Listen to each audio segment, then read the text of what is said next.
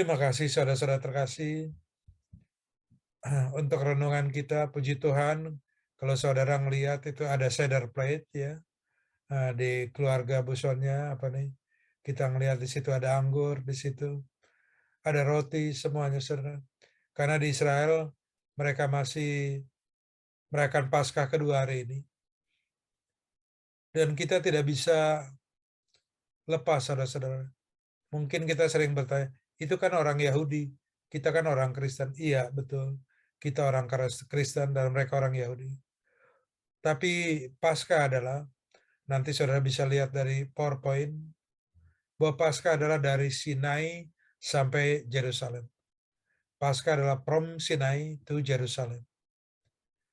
Untuk hal itu, kenapa kadang kita perlu cedar plate, saudara? Untuk mengingatkan semua pengorbanan Tuhan Yesus. Oleh karena itu, saya akan mulai dengan membacakan firman Tuhan untuk saudara-saudara dari Keluaran pasal 12 ayat 21 dan ayat 21 dan 22. Yang namanya Paskah itu dimulai dari Sinai dan diakhiri di Yerusalem. Keluaran 21, saudara-saudara juga yang punya Alkitab silakan dibuka. Saya akan bacakan untuk saudara-saudara. Maaf, Keluaran 12 ayat 21 dan 22. Dua ayat saya akan bacakan untuk saudara-saudara. Demikian firman Tuhan. Lalu Musa memanggil semua tua-tua Israel, serta berkata kepada mereka, "Pergilah, ambillah kambing domba untuk kaummu, dan disembelihlah anak domba Paskah. Kemudian kamu juga harus mengambil seikat hisop dan mencelupkannya dalam darah yang ada dalam sebuah pasu, dan darah itu kamu harus sapukan pada ambang atas dan pada kedua tiang pintu. Seorang pun dari kamu tidak boleh keluar pintu rumahnya sampai pagi." Amin. Saudara-saudara terkasih, pada saat bangsa Israel ada di Sinai, Tuhan sendiri yang berkata kepada Musa untuk menyampaikan tentang Paskah. Paskah adalah perayaan yang harus dirayakan setiap tahun dan turun-temurun oleh bangsa Israel. Bahkan pada saat mereka sudah keluar dari Mesir. Itu adalah shadow, saudara-saudara. Itulah semua adalah bayangan anak domba Paskah yang tidak bercacat celah, yang umurnya 1 tahun, yang sudah dekat dengan keluarga-keluarga Yahudi. Itu yang harus jadi korban, dan itu yang harus dipotong. Dan kemarin, hari Jumat, kita rayakan sebagai Jumat Agung. Tuhan Yesus mati untuk kita. Saudara-saudara, untuk sore hari ini saya ingin merenungkan yang disebut dengan kata-kata terakhir Tuhan Yesus. Kata-kata terakhir dari atas kayu salib. Ini yang kita akan renungkan, saudara-saudara. Sebagaimana kita ketahui, kalau kita baca biografi orang-orang terkenal, sebelum mereka meninggal, selalu mereka mempunyai kata-kata terakhir. Saudara. Saya ingat beberapa dari pemimpin dunia, kata-kata terakhir mereka, dan juga dari orang-orang terkenal dunia. Tapi itu tidak ingin saya sampaikan. Hanya ingin sebagai untuk refresh saja, untuk mengingatkan kita semua di Sofar Family, bahwa kata-kata terakhir itu begitu penting dari seseorang pada saat mereka sebelum meninggal. Ini yang kita lihat. Coba kita lihat dulu dari nubuatan firman Tuhan. Dari Yesaya 53, ya saya minta pelayanan kaum ibu untuk membacakan kita sebelum nanti kita masuk ke dalam Injil Lukas. Yesaya 53 ayat 1 sampai 12. Bu Sonia tolong bacakan untuk kita. Yesaya 53 ayat 1 sampai 12. Bagaimana 700 tahun yang lalu, sebelum Tuhan Yesus mati di atas kayu salib, ini semua yang dikatakan, dan ini juga semua yang digenapi melalui Jumat Agung. Demikian firman Tuhan. Siapakah yang percaya kepada berita yang kami dengar, dan kepada siapakah tangan kekuasaan Tuhan dinyatakan? Sebagai taruk ia tumbuh di hadapan Tuhan, dan sebagai tunas dari tanah kering. Ia tidak tampan dan semaraknya pun tidak ada, sehingga kita memandang dia, dan rupa pun tidak, sehingga kita menginginkannya. Ia dihina dan dihindari orang, seorang yang penuh kesengsaraan dan yang biasa menderita kesakitan. Ia sangat dihina sehingga orang menutup mukanya terhadap dia. Dan bagi kita pun dia tidak masuk hitungan. Tetapi sesungguhnya penyakit kitalah yang ditanggungnya dan kesengsaraan kita yang dipikulnya. Padahal kita mengira dia kena tulah, dipukul dan ditindas Allah. Tetapi dia tertikam oleh karena pemberontakan kita. Dia diremukkan oleh karena kejahatan kita. Ganjaran yang mendatangkan keselamatan bagi kita ditimpakan kepadanya. Dan oleh bilur-bilurnya kita menjadi sembuh. Kita sekalian sesat seperti domba. Masing-masing kita mengambil jalannya sendiri. Tetapi Tuhan telah menimpakan kepadanya kejahatan kita sekalian. Dia dianiaya tetapi dia membiarkan diri ditindas dan tidak membuka mulutnya. Seperti anak domba yang dibawa ke pembantaian. Seperti induk domba yang keluh di depan orang-orang yang menggunting bulunya. Ia tidak membuka mulutnya. Sesudah penahanan dan penghukuman ia terambil. Dan tentang nasibnya, siapakah yang memikirkannya? Sungguh ia terputus dari negeri orang-orang hidup. Dan karena pemberontakan umatku, ia kena tulah. Orang menempatkan kuburnya di antara orang-orang fasik. Dan dalam matinya ia ada di antara penjahat-penjahat. Sekalipun ia tidak berbuat kekerasan dan tipu tidak ada dalam mulutnya. Tetapi Tuhan berkehendak meremukkan dia dengan kesakitan. Apabila ia menyerahkan dirinya sebagai korban penebus salah, ia akan melihat keturunannya, umurnya akan lanjut, dan kehendak Tuhan akan terlaksana olehnya. Sesudah kesusahan jiwanya, ia akan melihat terang dan menjadi puas. Dan hambaku itu sebagai orang yang benar, akan membenarkan banyak orang oleh hikmatnya, dan kejahatan mereka dia pikul. Sebab itu, aku akan membagikan kepadanya orang-orang besar sebagai rampasan, dan ia akan memperoleh orang-orang kuat sebagai jarahan, yaitu sebagai ganti karena ia telah menyerahkan nyawanya ke dalam maut, dan karena ia terhitung di antara pemberontak-pemberontak, sekalipun ia menanggung dosa banyak orang, dan berdoa untuk pemberontak-pemberontak. Amin. Amin. Amin. Terima kasih untuk pembacaan firman. Saudara-saudara terkasih, 700 tahun sebelum Jumat Agung, Nabi Yesaya sudah mendapatkan kebenaran firman Tuhan dan dituliskan di dalam Yesaya 53. Ini adalah nubuatan, saudara. Ini adalah prophesy untuk apa yang bakal terjadi 700 tahun kemudian. Dan itu akhirnya digenapi melalui seorang yang wajahnya sudah tidak rupawan lagi. Bahkan yang selalu dihina, yang tidak masuk hitungan. Bahkan dia yang selalu dicerca, saudara-saudara. Bahkan bilur-bilurnya itu akan menyembuhkan semua sakit penyakit kita. Dia terus seperti domba yang keluh. Tidak ada kesempatan, tidak mau ambil kesempatan untuk membela diri. Yesus tahu saat di Getsamani, sebelum ditangkap oleh tentara Romawi untuk dibawa ke rumah Imam Kayafas, sebelum diadili oleh para imam, sebelum dihadiri oleh Herodes dan juga Pilatus, Yesus punya kemampuan. Yesus punya kemampuan untuk membela diri, untuk melepaskan diri. Yesus bisa langsung naik ke surga dari Taman Getsamani sebelum pembuluh darahnya pecah. Tapi semua tidak dilakukan. Dia hanya keluh pada saat diadili. Disejajarkan dengan para kriminal, para pemberontak. Yesus hanya terus berdiam diri. Tidak ada kesempatan, tidak mau ambil kesempatan. Sekalipun juga. Untuk menunjukkan dirinya bahwa dia adalah Mesias. Bahwa dia adalah Tuhan. Bahwa dia adalah pencipta alam semesta. Yesus terus menanggung semua dosa kita melalui penderitaan. Agar apa? Agar rencana Bapa di surga tergenapi. Saudara-saudara terkasih, dimulai tadi dari kitab Keluaran yang saya bacakan. Kemudian apa yang disampaikan oleh para nabi. Mulai dari Mesir, dari Sinai, dari gunung Sinai, sampai ke Yerusalem. Itu adalah Paskah. Itu adalah perjalanan Paskah, saudara-saudara.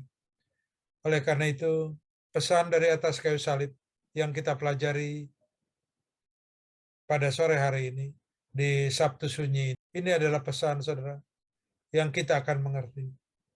Yaitu bahwa yang pertama, Yesus mati bukan mati karena seperti kebanyakan manusia, saudara-saudara. Ada 10 ribuan, menurut catatan sejarah di Israel, ada sekitar 10 ribuan orang-orang Yahudi yang mati disalibkan oleh tentara Romawi karena dosa-dosa mereka, saudara, yang digantung di kayu salib di sepanjang jalan di kota-kota yang ada di Israel. Ada sekitar 10 ribu. Di luar dari Tuhan Yesus. Tapi Tuhan Yesus beda dari 10 ribu yang menurut catatan ahli sejarah di Israel. Kenapa saya sampaikan seperti itu, saudara? Yang pertama, Yesus mati dengan confident. Yesus mati dalam keadaan penuh iman, penuh percaya diri dengan iman. Bukan percaya diri sebagai manusia, tapi dengan iman kepada Bapa. Yang kedua adalah mati untuk menggenapi nubuatan atau profesi. Itu tadi sudah dibacakan oleh besarnya dari Yesaya 50. Kalau saudara banyak temukan di firman Tuhan di kitab Yesaya, bahkan di Mazmur, bagaimana itu semua digenapi melalui pribadi Yesus yang lahir di Bethlehem dan mati di Yerusalem, saudara-saudara. Yang ketiga adalah mati melalui apa? Dengan penuh kesadaran sendiri, dengan kerelaan. Willingly, saya di sini saya terjemahkan apa? Dengan kesadaran Tuhan Yesus naik ke atas kayu. Dia pikul sendiri saudara-saudara salibnya, bukan dibawa oleh tentara Romawi atau disiapkan oleh tentara Romawi seperti para pemberontak atau para penjahat yang lain. Tapi Yesus memikul kayu salib sendiri dengan kesadaran. Yesus mati dengan kesadaran atau dengan ketulusan, saudara. Dengan ketulusan atau kerelaan dari hatinya sendiri. Dan yang terakhir, Tuhan Yesus mati dengan apa? Secara triumph, secara victorious. Tuhan Yesus mati dengan penuh kemenangan. Karena Yesus mengalahkan maut. Hari Minggu, kubur menjadi kosong. Yesus bangkit dari kubur. Dan sekarang ada di sebelah tahta Bapa. Yesus mati dengan kemenangan. Untuk hal itu, coba kita akan buka firman Tuhan kembali. Dan saya minta pelayanan kaum ibu kembali lagi. Bu Kristinaya tolong bacakan untuk kita. Dari Lukas pasal 23. Ayat 34 sampai 46. Injil Lukas pasal 23. Dari atas Yesus kayu salib. disalibkan. Ketika mereka sampai di tempat yang bernama Tengkorak, mereka menyalibkan Yesus di situ dan juga kedua orang penjahat itu, yang seorang di sebelah kanannya dan yang lain di sebelah kirinya. Yesus berkata, "Ya Bapa, ampunilah mereka, sebab mereka tidak tahu apa yang mereka perbuat." Dan mereka membuang undi untuk membagi pakaiannya. Orang banyak berdiri di situ dan melihat semuanya. Pemimpin-pemimpin mengejek dia, katanya, "Orang lain ia selamatkan, biarlah sekarang ia menyelamatkan dirinya sendiri jika ia adalah Mesias, orang yang dipilih Allah." Juga prajurit mengolok-olokkan dia, mereka mengunjukkan anggur asam kepadanya dan berkata, "Jika engkau adalah raja orang Yahudi, selamatkanlah dirimu." Ada juga tulisan di atas kepalanya, "Inilah raja orang Yahudi." Seorang dari penjahat yang digantung itu menghujat dia, katanya, "Bukankah engkau adalah Kristus? Selamatkanlah dirimu dan kami." Tetapi yang seorang menegur dia, katanya, "Tidakkah engkau takut juga tidak kepada Allah, sedang engkau menerima hukuman yang sama? Kita memang selayaknya dihukum, sebab kita menerima balasan yang setimpal dengan perbuatan kita. Tetapi orang ini tidak berbuat sesuatu yang salah." Lalu ia berkata, "Yesus, ingatlah akan aku apabila engkau datang sebagai raja." Kata Yesus kepadanya, "Aku berkata kepadamu, sesungguhnya hari ini juga engkau akan ada bersama-sama dengan aku di dalam Firdaus." Yesus mati. Ketika itu hari sudah kira-kira jam 12. Lalu kegelapan meliputi seluruh daerah itu sampai jam 3, sebab matahari tidak bersinar, dan tabir bait suci terbelah dua. Lalu Yesus berseru dengan suara nyaring, "Ya Bapa, ke dalam tangan-Mu kuserahkan nyawaku." Dan sesudah berkata demikian, ia menyerahkan nyawanya. Ketika Amin. kepala Iya cukup Bu Christina ya. Iya. ya, Saudara-saudara terkasih, kembali coba tolong dinaikkan ke 34, saya akan bacakan ulangi. Ayat ke-34 bagaimana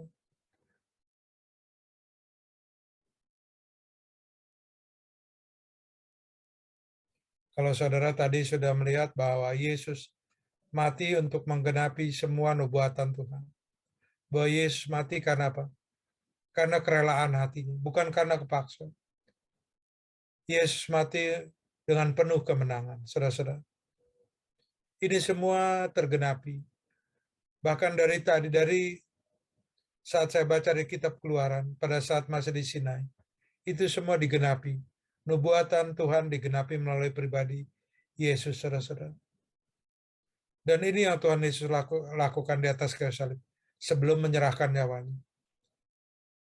Yesus berkata, "Ya Aba, ampunilah mereka, sebab mereka tidak tahu apa yang mereka perbuat." Dan mereka membuang undi untuk pakaian. Saudara-saudara terkasih, kita lihat bagaimana Tuhan Yesus mati dengan apa? Dengan kerelaan, dengan ketulusan yang luar biasa. Ada ketulusan yang luar biasa. Tuhan Yesus tidak cari kesalahan orang lain. Tuhan Yesus tidak sembunyi dari kesalahan orang lain. Tapi Tuhan Yesus apa? Berkata kepada Bapa, "Bapa, ampunilah mereka, sebab mereka tidak tahu apa yang mereka perbuat." Para pemberontak yang tadi kita baca di kitab Yesaya, itu digenapi di sini, yaitu di sebelah kiri kanan adalah para pemberontak, saudara-saudara. Memberontak tentang kebenaran firman Tuhan, karena mereka disebut para penjahat. Dan apa yang Tuhan Yesus lakukan kepada para pemberontak? Tuhan Yesus datang kepada Bapa dengan apa? Di sisa-sisa napasnya yang terakhir, di tengah penderitaan, di semua luka, bilur-bilur di tubuhnya, mahkota duri di kepalanya, dan beban berat yang dia tanggung untuk melawan gravitasi.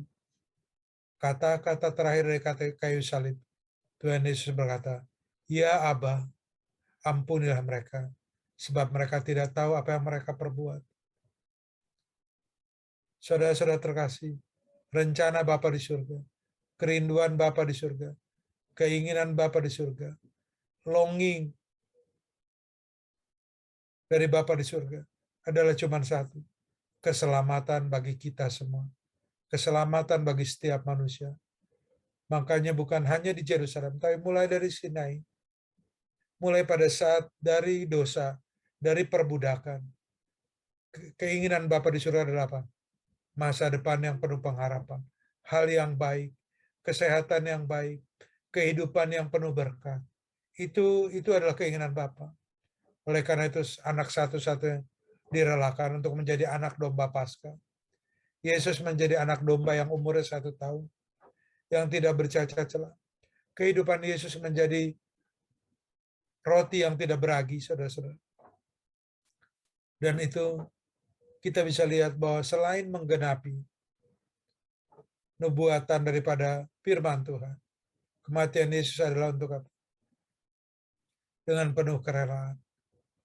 Begitu tulus, saudara-saudara, di tengah penderitaan. Ya Aba, ya Bapa, ampunilah mereka. Kita sebagai manusia jujur, sering memilah-milah, saudara. Kita sering untung ruginya. Bahkan apa yang kita sering, yang sudah kita lakukan untuk seseorang, kadang kita ingat-ingat. Bahkan kadang kita tidak bisa membalas kebaikan dengan kebaikan. Tapi Tuhan Yesus dari atas kayu salib mengajarkan satu hal, yaitu tentang ketulusan, saudara. Bahkan kalau kita baca di ayat selanjutnya dikatakan apa? Penjahat yang satunya menghujat Tuhan Yesus. mocking Tuhan Yesus, menghina Tuhan Yesus. Katanya engkau Tuhan, katanya engkau Raja. Kenapa engkau tidak bisa menyelamatkan dirimu? Di ayat 37 barusan. Saudara-saudara terkasih, pada saat kita ada di muka bumi, pada saat kita mulai membawa nama Yesus dalam hidup kita,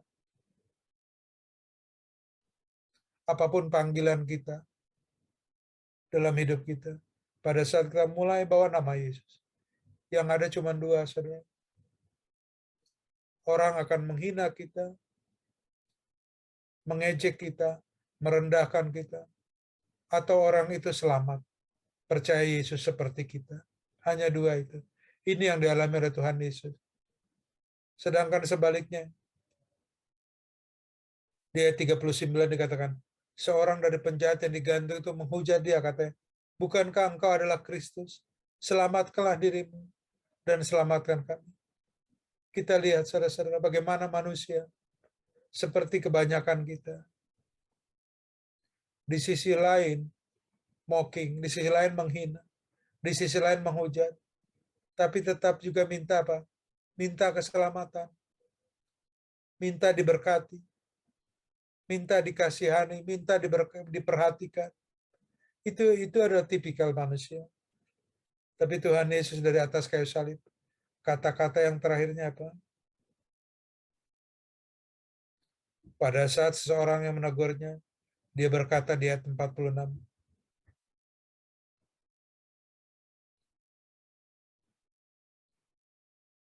sebelum Tuhan Yesus menyerahkan nyawanya kepada Bapa, di ayat 43 Tuhan Yesus berkata apa? Aku berkata kepadamu, sesungguhnya hari ini juga engkau akan ada bersama-sama dengan aku di dalam Firdaus, di dalam surga. Di konteks ini kita bisa belajar, saudara-saudara, untuk meresponi kata-kata terakhir, pesan terakhir dari Yesus yang sebelum mati adalah apa? Adalah seperti orang, seperti penjahat yang ada di sebelah Tuhan Yesus, yang berkata apa? Yesus, ingatkanlah akan aku apabila engkau datang sebagai Raja. Di ayat 42, saudara. Orang itu berkata, Yesua, ingatlah aku kalau nanti kerajaanmu datang. Karena alam pikiran orang Israel saat itu adalah apa? Mereka sedang menunggu Yesua Hamasya. Mereka sedang menunggu Mesias, Juru Selamat, yang akan memimpin kerajaan Israel. Makanya kalimatnya seperti itu, yang penjahat yang satu berkata apa? Yesua, ingatlah akan aku apabila engkau datang sebagai Raja. Saudara-saudara terkasih, kita sama dengan dua penjahat itu, dua pemberontak itu, dua kriminal itu. Tidak ada bedanya, saudara-saudara. Cuma yang membedakannya satu, kita tidak tertangkap. Kalau dua penjahat ini tertangkap, saudara, ditangkap oleh otoritas yang berkuasa saat itu. Sedangkan pelanggaran kita, dosa kita, ketidaktaatan kita, kesombongan kita, saudara-saudara, itu kita tidak tertangkap sama otoritas yang ada. Sehingga kita tidak mengalami penyaliban atau penghukuman seperti dua penjahat tadi. Yang saya ingin sampaikan untuk teman-teman Sopar Family dan juga untuk saya. Kita bisa belajar dari penjahat yang satunya. Yaitu apa, saudara? Humility, kerendahan hati. Yang membedakan antara dua penjahat tadi. Yang satu begitu sombong, dengan cemoohan, dengan mockingnya, dengan hinaannya. Tapi penjahat yang satu punya humility, punya kerendahan hati. Dia mau mengakui bahwa Yesus adalah Yesua, bahwa Yesus adalah Juru Selamat. Dia langsung panggil, Yesus, Yesua, kalau Engkau datang kembali. Ajak saya, selamatkan saya. Dan Tuhan Yesus, saudara-saudara, tanpa pengadilan, tanpa menimbang ke kanan dan ke kiri, tanpa melihat catatan-catatan penjahat tersebut dari masa lalu. Di detik yang sama, Tuhan Yesus langsung menjawab, engkau selamat, dan engkau akan ada di Firdaus bersama dengan engkau. Itu adalah anugerah, saudara.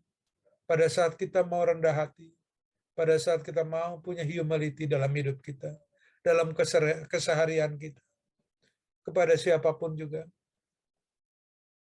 ada anugerah, saudara. Ada kasih karunia yang Tuhan berikan kepada kita. Karena penjahat yang satu yang langsung ke surga tersebut, pada saat dia mati, dia tidak layak, saudara.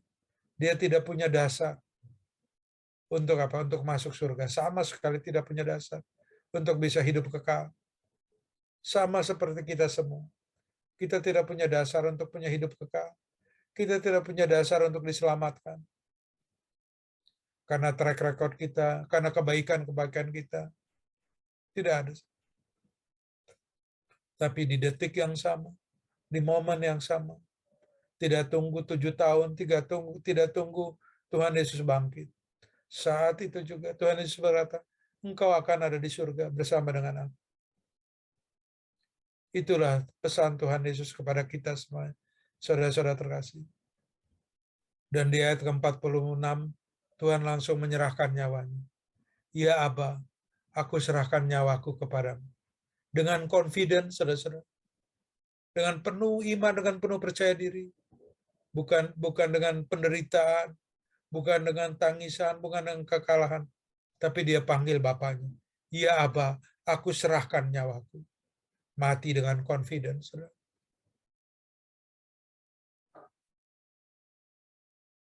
Itulah yang Tuhan Yesus lakukan. Saudara-saudara terkasih, pada saat kita membaca semua pesan-pesan atau kata-kata terakhir dari Tuhan Yesus di atas kayu salib, kita mengerti. Tolong bisa ditayangkan kembali PowerPoint yang kedua. Alasan-alasan Tuhan Yesus mati.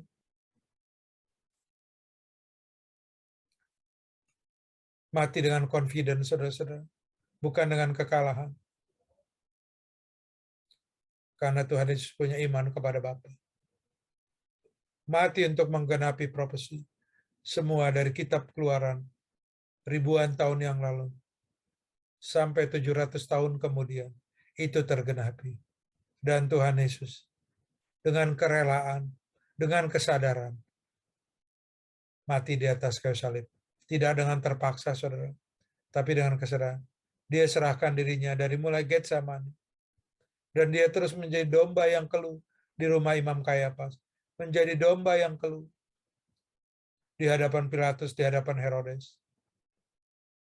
Menjadi domba yang keluh di hadapan penjahat yang menghakim, yang menghina dia. Dan Tuhan Yesus mati dengan penuh kemenangan.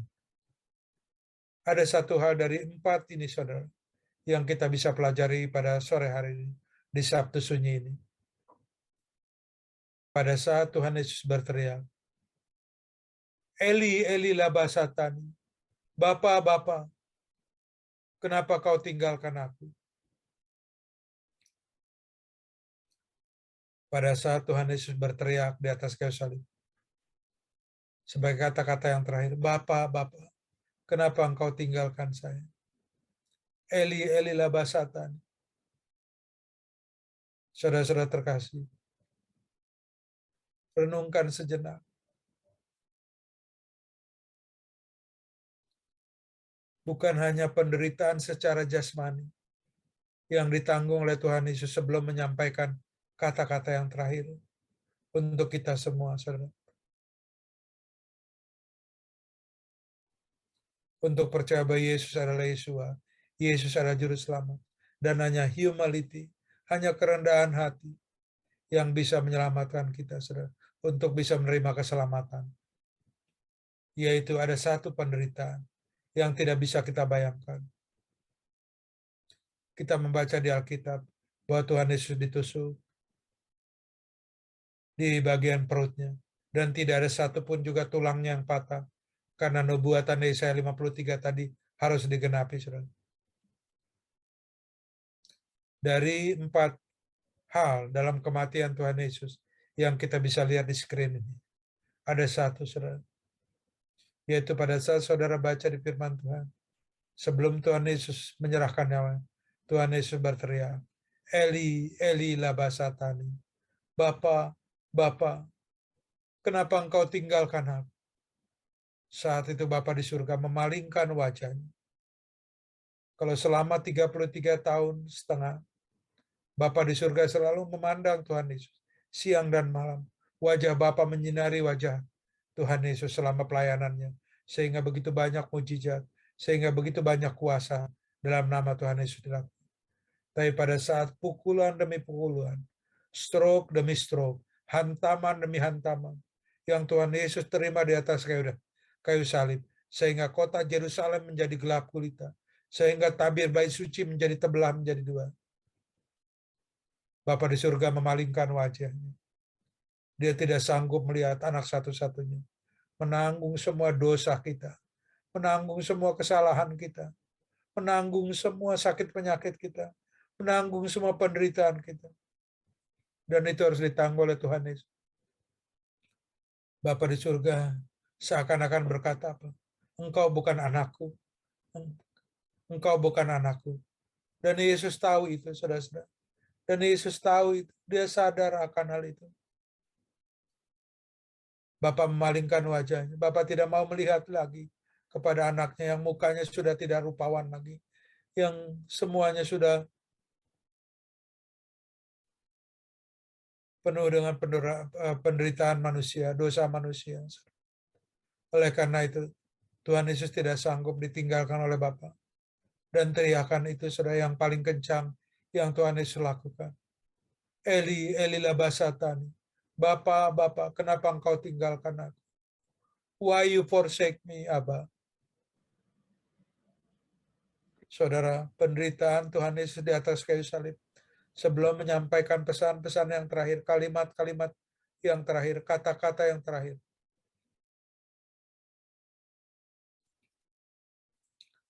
Adalah penderitaan separation, saudara-saudara. Penderitaan pemisahan.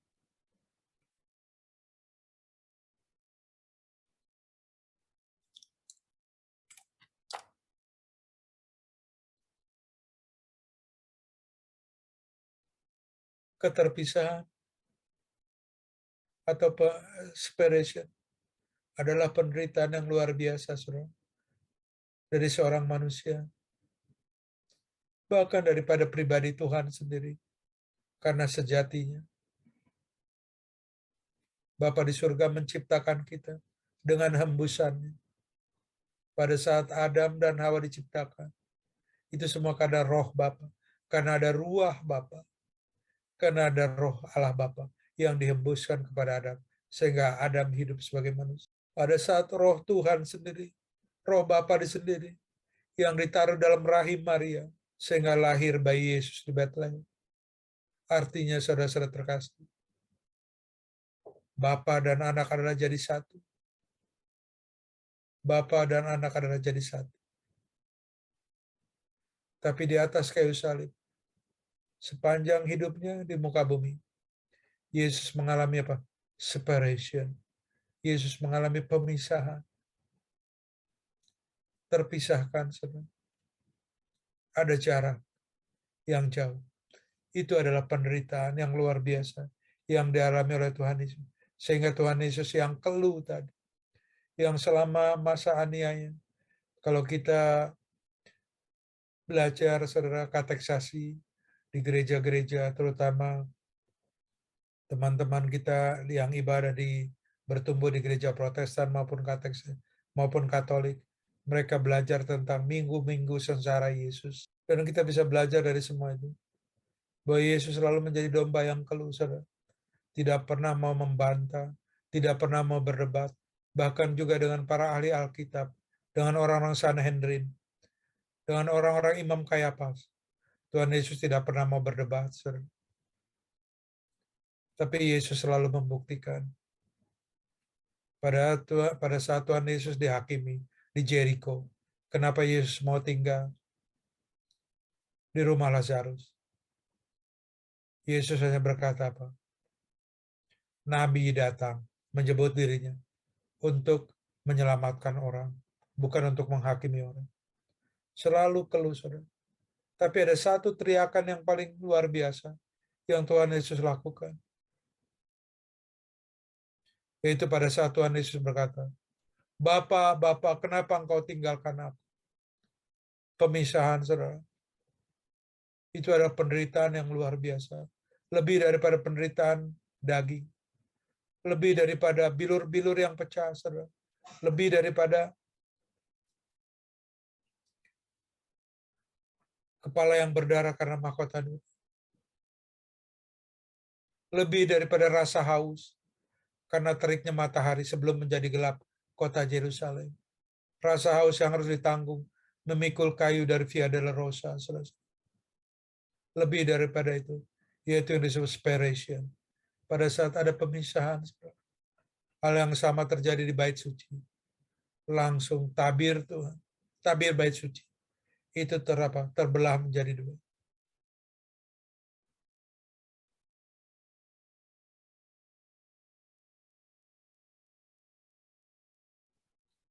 Mari kita catat dalam hati kita, dalam pikiran kita sepanjang hidup kita. Semua pesan-pesan Tuhan dari atas kayu salib. Kata-kata terakhir dari kayu salib. Yaitu apa? Tuhan ampuni mereka. Mereka tidak tahu apa yang mereka lakukan. Pengampunan, saudara-saudara. Saya sudah sampaikan di minggu kemarin. Apa artinya pengampunan? Pesan terakhir dari Tuhan Yesus adalah tentang pengampunan. Pesan terakhir Tuhan Yesus tentang humility, tentang kerendahan hati. Dan di balik itu semua, saudara, Tuhan Yesus tidak mau ada pemisahan dengan kita. Tuhan Yesus tidak mau kita punya jarak. Kita seperti jauh, seperti apa? Seperti ada jarak. Tidak, Tuhan Yesus tidak mau. Maka Tuhan Yesus berteriak dengan kencang berkata, Eli, Eli lama sabachthani. God, God, why you forsaken me? Bapak, Bapak, kenapa engkau tinggalkan aku? Oleh karena itu darahnya diserahkan kepada kita, saudara-saudara. Tubuhnya diserahkan kepada kita. Pada saat kita melihat cedar plate, pada saat kita melihat makanan Paskah yang ada secara virtual ini, maupun nanti roti dan anggur. Itu cuma satu, supaya kita jadi satu, supaya tidak ada lagi pemisahan. Semua pemisahan sudah ditanggung di atas kayu salib. Tuhan Yesus tidak mau ada perceraian dalam setiap hubungan kita, dalam setiap relation kita. Maksud saya bukan di pernikahan, tapi dalam hubungan kita sebagai sesama anak Tuhan, sebagai orang-orang yang percaya. Tidak ada pemisahan, saudara. Apapun alasan. Tuhan Yesus sampai berteriak kencang di atas kayu.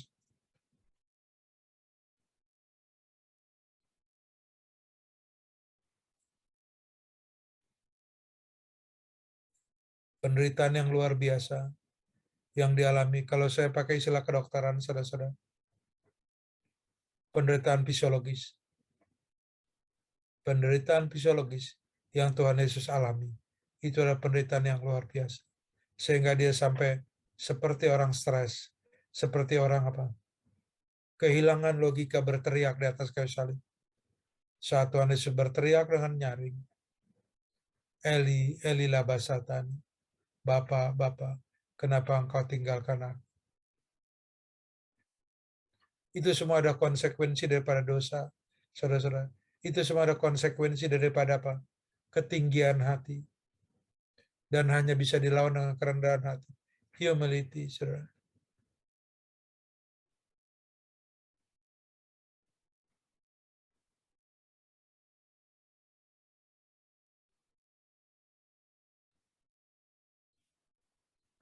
Teriakan Tuhan Yesus itu untuk mengingatkan kita kembali.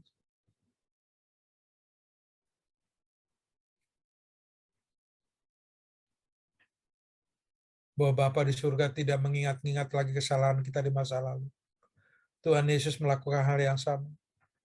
Dia berkata kepada penjahat itu, hari ini juga engkau ada di Firdaus bersama dengan aku. Saya bacakan dari kitab Ibrani untuk saudara-saudara semuanya. Ibrani 10, tolong dibukakan. Ibrani 10, ayat 10, ayat 12, dan ayat 14. Ibrani 10 ayat 10, tolong diwarnai, ya. Dan 14, tolong diwarnai, Lili. Ibrani 10, 12, oh, bergerak-gerak. Saya bacakan dulu kalau gitu ayat 10. Demikian firman Tuhan. Dan karena kehendaknya, inilah kita telah dikuduskan satu kali untuk selama-lamanya oleh persembahan tubuh Yesus Kristus. Amin. Saudara-saudara terkasih, kita lihat bagaimana penggenapan kembali terjadi mulai dari Sinai, digenapi di Yerusalem. Tuhan Yesus hanya menjadi korban sekali, saudara. Kematian Tuhan Yesus di Yerusalem itu menjadi korban kita untuk selama-lamanya. Kalau bangsa Israel mulai dari Sinai terus sampai ke Yerusalem, mereka apa? Mereka selalu membawa korban setiap tahun, setiap saat, saudara. Selalu membawa korban. Ada domba Paskah yang mereka harus lakukan. Tapi kita pada saat percaya pada Tuhan Yesus, korban itu hanya sekali. Dan itu sudah artinya, saudara, tidak ada lagi pemisahan sekarang. Mungkin kita pernah hancur-hancuran hidup kita. Kita pernah melakukan pelanggaran yang paling besar yang pernah dilakukan oleh seorang manusia. Dosa yang paling besar yang dilakukan oleh manusia. Tapi ada korban, yaitu Yesus. Sekali, saudara-saudara. Dan kita lihat coba di ayat ke-12 sekarang. Ayat Ibrani 10 ayat yang ke-12 ya. Saya bacakan kembali untuk saudara-saudara.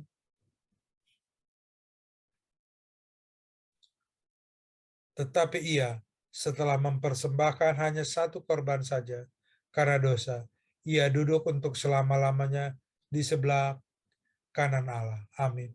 Saudara terkasih, yang tadinya Tuhan Yesus terpisahkan, ada separation, ada putus hubungan, ada broken relationship. Tapi pada saat ada korban, yaitu Yesus sendiri yang menjadi korban apa? Langsung Yesus di hari ketiga bangkit dan ada di sebelah tahta Bapa. Dan ayat 14. Sebab oleh satu korban saja ia telah menyempurnakannya untuk selama-lamanya mereka yang ia kuduskan. Amin. Saudara terkasih, kemarin mungkin kita tidak kudus. Kemarin mungkin kita orang yang berdosa. Mungkin dosa kita seperti merah seperti kemisi. Tapi oleh satu korban Yesus di atas kayu salib, semua kekurangan kita, semua kelemahan kita, semua ketidaksempurnaan kita, itu sudah dikuduskan oleh satu korban, yaitu Yesus Kristus sebagai domba Paskah. Dan untuk selama-lamanya. Saudara-saudara terkasih, jangan lagi lihat hari kemarin, saudara. Tapi mulai hari ini terus kita lihat ke depan. Kita boleh jadi orang yang gagal. Kita boleh jadi orang yang berdosa. Kita pernah melakukan pelanggaran. Tapi sudah ditebus. Kemarin Tuhan Yesus yang kita rayakan sudah menebus kita untuk selama-lamanya. Itu yang namanya grace. Itu yang namanya anugerah. Semua karena anugerah Tuhan Yesus. Bukan karena kita, saudara. Karena Tuhan Yesus yang mencari kita. Tuhan Yesus yang memilih kita. Bukan kita yang memilih Tuhan Yesus. Bukan kita yang apa? Kita mau jadi orang Kristen. Tidak, saudara. Tidak. Tapi karena Yesus yang telah memilih kita. Kita seperti ini. Saudara-saudara terkasih, sebelum kita masuk dalam perjamuan kudus,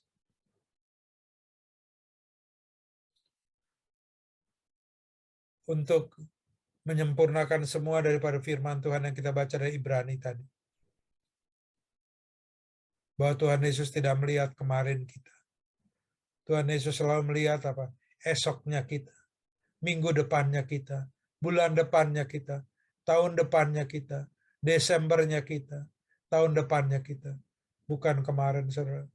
Bukan kemarin. Kita akan tutup dengan satu firman Tuhan. Yang terakhir saya minta kaum muda mewakili kita semua untuk baca dari Mazmur 118. Mesianik apa nih? Psalms, Mazmur Nubuatan yang ditulis oleh Raja Daud.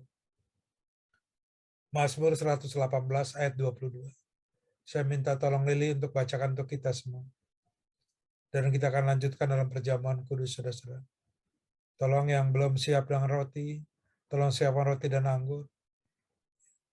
Ya, Mazmur 118 ayat 22.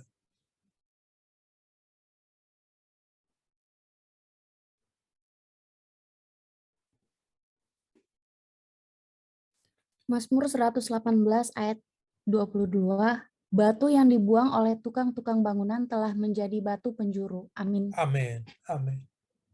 Saudara-saudara terkasih, mungkin selama ini hidup kita seperti batu yang dibuang. Dan dibuangnya bukan sama mandor, bukan sama kontraktor, bukan sama orang hebat, tapi dibuangnya juga sama apa? Sama tukang bangunan. Artinya apa, saudara? Mungkin hidup kita udah seperti apa? Udah seperti batu yang hina, yang udah nggak kepakai, saudara. Dan dibuangnya juga sama kuli bangunan, sama orang-orang yang apa? Yang biasa. Kita mungkin nggak dianggap, kita mungkin nggak diakui, kita mungkin nggak keterima, kita mungkin nggak dihormati atau disegani sama orang-orang yang di istilah di Alkitab itu tukang-tukang bangunan. Tapi apa yang terjadi?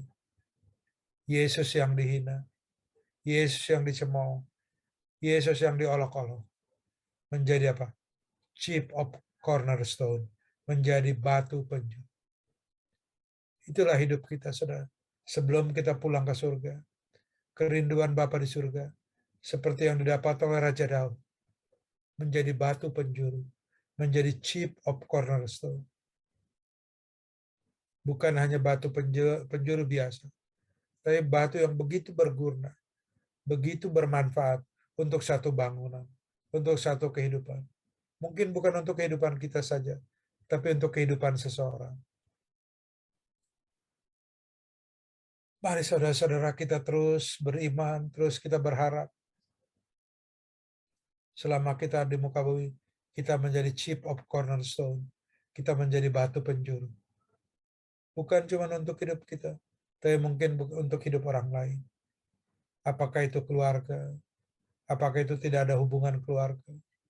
Mungkin baru kita kenal di ibadah ini, atau kita kenal di gereja, atau tetangga kita, teman kita. Tapi kehendak Tuhan kita menjadi batu penjuru. Orang-orang tersebut dalam hidupnya paling tidak pernah merasakan kebaikan dari kita. Paling tidak pernah merasakan ada manfaat pada saat berkenalan dengan kita sebagai orang-orang percaya kepada Tuhan Yesus. Demikian saudara-saudara terkasih. Mari kita tundukkan kepala kita. Kita akan berdoa untuk firman yang telah kita dengar sama-sama. Bapa di surga, di dalam nama Tuhan Yesus kami mengucap syukur untuk di Sabtu hening ini, untuk di Sabtu sunyi ini Tuhan. Kami terus mendengar kebenaran firman, bahkan kami diingatkan lagi dengan kata-kata terakhir dari atas kayu salib. Bahkan kami mengerti apa alasan yang Kau mati di atas kayu salib. Terima kasih Tuhan Yesus. Engkau masih terus punya iman yang besar kepada kami. Kami mengaku Tuhan, seperti penjahat Tuhan, yang mengakui Engkau sebagai Yesua, sebagai Juru Selamat. Kami mengakui bahwa hidup kami tidak sempurna. Kami mengakui bahwa kami bukan orang yang sempurna. Kami bukan orang yang penuh dengan kelebihan-kelebihan, dengan talenta-talenta. Mungkin kami sering menjadi batu sandungan bagi orang lain, Tuhan Yesus. Tapi Engkau bernubuat, sebagaimana Engkau bernubuat kepada gembala domba yang tidak dihargai, yaitu Daud. Bahwa ada saatnya Tuhan, kami semua di tempat ini, oleh karena pesan-Mu Tuhan di atas kayu salib, Kami menjadi chief of cornerstone. Kami menjadi batu penjara. Kami menjadi batu penjuru. Bukan hanya untuk hidup kami. Bukan hanya untuk keluarga kami. Bahkan bagi orang-orang yang tidak ada hubungan darah. Yang tidak ada hubungan keluarga. Yang kami baru kenal di gereja. Yang kami baru kenal di pekerjaan. Yang kami baru kenal di tetangga. Dan lain-lainnya. Jadikan kami, ya apa, anak-anakmu di Sopar Family itu menjadi batu penjuru. Menjadi kegunaan Tuhan. Bukan menjadi batu sandungan, ya apa. Oleh karena itu kami siapkan hati kami untuk perjamuan kudus. Ampuni segala kesalahan dan pelanggaran kami, Tuhan Yesus, agar kami boleh melakukan perjamuan kudus dengan cara yang benar. Dan hanya di dalam nama Tuhan Yesus, kami mengucap syukur untuk kebenaran firman. Dan kami siapkan untuk Tuhan, membawa korban yaitu anak domba Paskah, Yesus Kristus, melalui perjamuan kudus pada sore hari ini. Haleluya. Amin. Ya, kekasih, seperti biasa saudara-saudara, kalau yang tidak ikut, tolong kasih tanda. Tidak apa-apa. Bukan saudara harus dipaksa. Mungkin karena alasan tertentu tidak ikut perjamuan, tidak apa-apa. Cuman kasih tanda. Dan tolong, karena ini semua kelihatan, tolong diangkat saudara-saudara rotinya seperti saya ini. Saya tunjukkan rotinya. Supaya kita bisa mulai dengan bersama-sama. Puji Tuhan. Ya. Lili sudah siap rotinya, Lili? Karena saya tidak lihat di gambar. Ya, kami udah siap. Oke, puji Tuhan. Ya. Terima kasih, saudara. Kita akan mulai. Kita siapkan hati kita. Kalau saudara diingatkan oleh Roh Kudus, masih ada beban, masih ada ganjelan, masih ada dendam, minta ampun sejenak di hadapan Tuhan Yesus. Minta ampun untuk diri kita. Dan kita ampuni orang yang menyakiti kita, yang menghakimi kita, atau apapun juga yang mereka perbuat kepada kita. Dan itu menjadi sandungan bagi saudara. Agar kita bisa melakukan perjamuan dengan cara yang benar di hadapan Tuhan Yesus pada sore hari ini. Pada malam sebelum Tuhan Yesus diserahkan, Tuhan Yesus mengambil roti dan memecah-mecahkannya. Mari kita angkat roti kita tinggi-tinggi dan berkata, inilah tubuhku yang kuserahkan padamu. Makanlah dan jadikanlah peringatan. Saudara-saudara percaya bahwa inilah tubuh Kristus? Yang percaya mari kita makan dalam nama Tuhan Yesus. Kembali saudara-saudara, jangan ada yang diam. Silakan dalam hati juga tidak apa. Katakan, ucapkan syukur untuk tubuh Kristus. Terima kasih tubuh. Untuk tubuhmu Tuhan yang telah terpecah bagi kami semua. Tubuhmu yang telah menebus semua kutuk Mesir, kutuk dunia, kutuk sakit penyakit, kutuk kemiskinan, kutuk kehinaan, telah Engkau tebus semuanya dalam hidup kami, dalam keluarga kami, Tuhan Yesus. Terima kasih untuk pengorbananmu, sehingga tubuhmu terpecah, Tuhan. Mari kita siapkan cawan kita, dan kita angkat saudara-saudara cawan kita. Dan kemudian Tuhan Yesus mengambil cawan dan berkata, inilah anggur perjanjian baru yang dimateraikan oleh darahku dan kuserahkan padamu. Minumlah, jadikanlah peringatan akan aku, beritakanlah kematianku sampai akhir zaman. Saudara-saudara terkasih, saudara-saudara percaya bahwa ini adalah darah Yesus? Yang percaya mari kita minum di dalam nama Tuhan Yesus.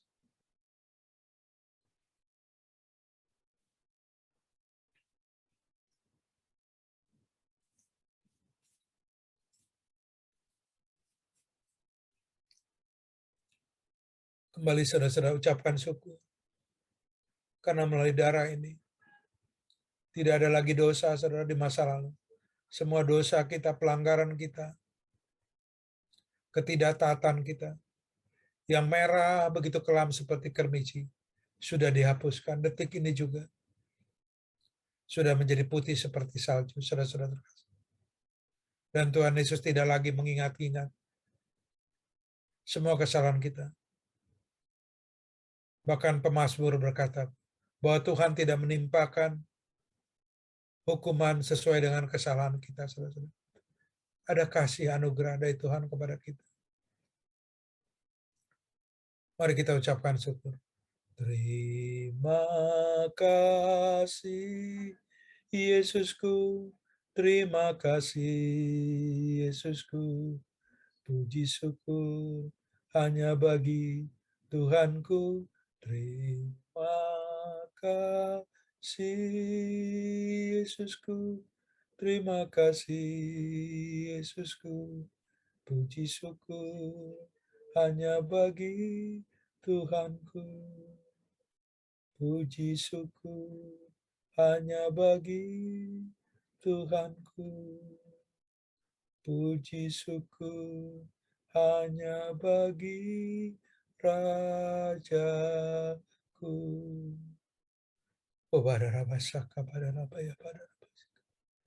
Komana rabasaka badarabaya badarabasaka. Ya mana rabasaka. Terima kasih ya Bapak untuk anak-anak-Mu yang begitu setia Tuhan, taat untuk datang ke hadapan-Mu ya, untuk menyembah-Mu, untuk mendengar kebenaran firman-Mu, bahkan bersekutu melalui perjamuan kudus pada hari ini. Ya Aba, ya Bapa, hamba terus bawa Tuhan, keluarga Bu Sonia Tuhan, dan ketiga anak-anaknya ke dalam tangan-Mu Bapak.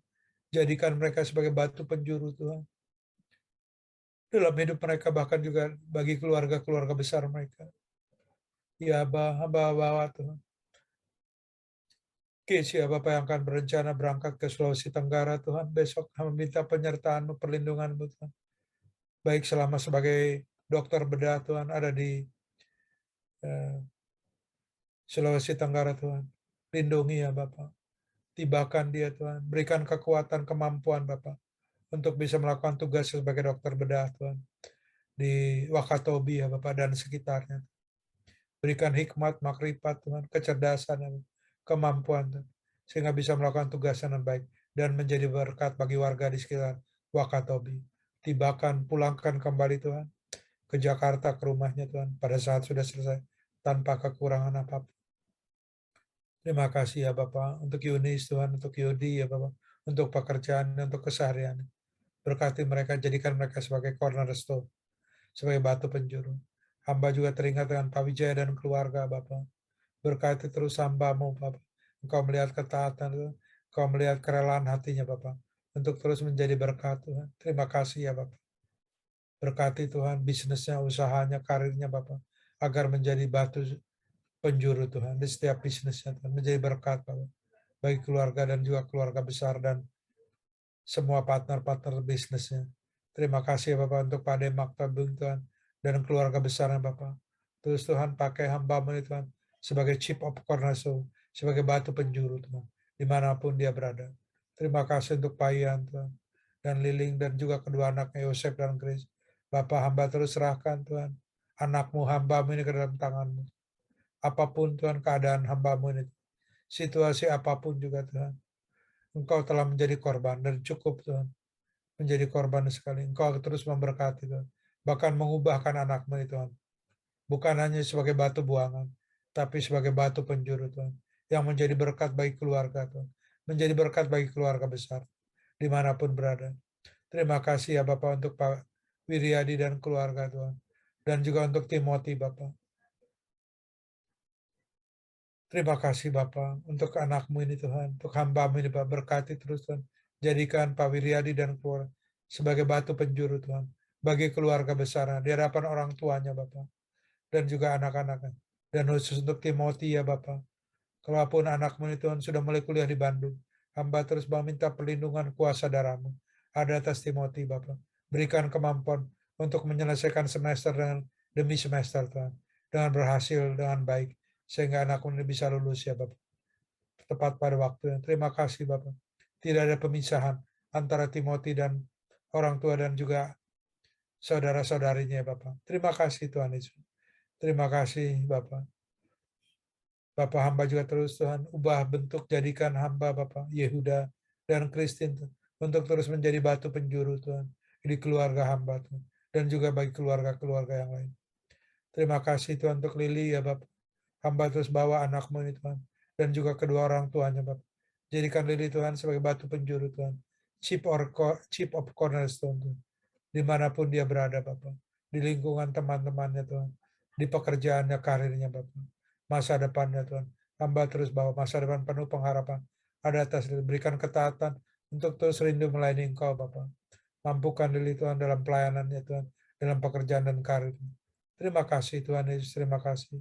Hamba juga serahkan semua anak-anak-Mu Tuhan, yang tidak hadir di Sopartu Indonesia, yang ada di bawah grup Bapak. Pakai mereka Tuhan, ubahkan mereka, jadikan mereka Tuhan sebagai batu penjuru, batu yang berguna dalam kehidupan mereka masing-masing. Dan hanya di dalam nama Tuhan Yesus, hamba memberkati semua Tuhan, teman-teman di Sopar Family, dan hamba memberkati keluarga hamba. Haleluya. Amin. Kekasih-kekasih Kristus, mari kita arahkan wajah kita. Kita terima berkat Tuhan. Terimalah berkat Tuhan yang begitu melimpah. Berkat Abraham, Ishak, Yakub, di dalam nama Yesus Kristus Tuhan. Shalom, damai sejahtera dari Rohul Kudus, pengajaran, penghiburan, kekuatan dari Rohul Kudus, mulai pada malam hari ini sampai Maranatha, bahkan sampai selama-lamanya, yang telah diberkati dan siap menjadi berkat, bahkan sampai ke bangsa-bangsa, kita katakan, amin. Amin.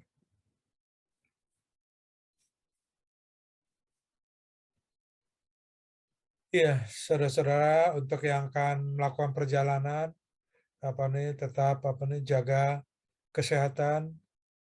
Sekali lagi, hari Sabtu sunyi yang penuh berkat. Saya pamit, sampai kita jumpa Sabtu depan, saudara. Demikian saya pamit lebih dulu. Shalom semua. Ya. Tuhan berkati.